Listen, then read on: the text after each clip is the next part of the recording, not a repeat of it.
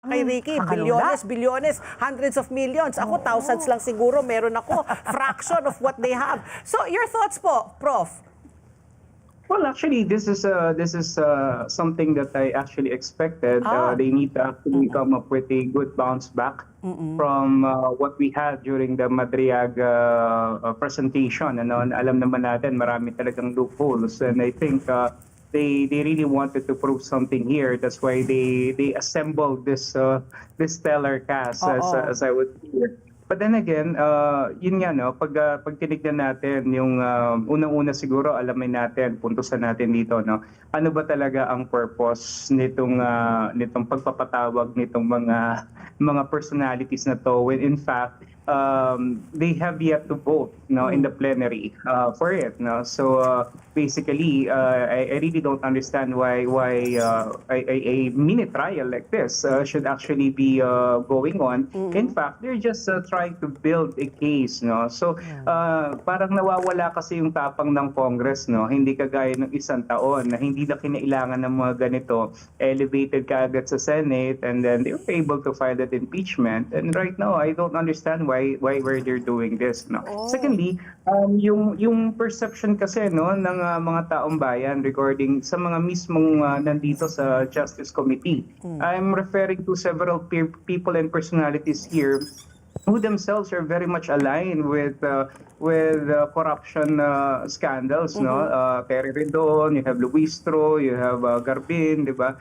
And even Abante. I mean, these people, no, how could you become part of a committee when in fact you yourselves are also tainted with same malice?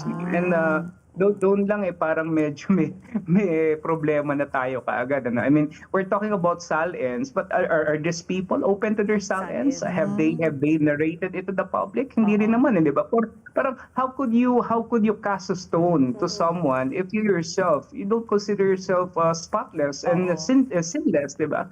So, and then yung kasi mga CTR na pinresenta kahapon ni former Senator Trillanes, kung titingnan natin, maliwanag naman kapag halimbawa meron ka kasing bank account, no, at kung gusto mo maglipat-lipat from one particular account to your, let's say, checking account, to your savings account, papasok talaga yon na CTR, not necessarily na may bagong pera na galing sa labas na pumasok.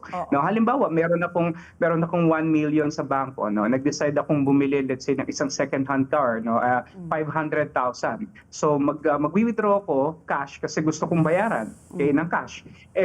All of a sudden, biglang sabi ng bibilan ko, I wanted bank transfer na lang. So wala akong choice kundi ibalik yung 500,000 sa bangko, dineposit ko siya ulit para makapagbayad ko, maibayad ko yung 500,000 kasi gusto niya bank transfer. So things like that, papasok pa rin yun at makikita pa rin ng AMLA as another deposit. Pero not necessarily, ang hindi kasi rito na prove saan galing ba talaga yung mga deposito. So things like this, ano, yung mga technicalities na ganito, kailangan kasi maipipresenta lang natin ito, no, sa mas malalim na venue. And so we try to ask, is this Justice Committee the right venue for these things? No? Kaya nga tayo may impeachment court.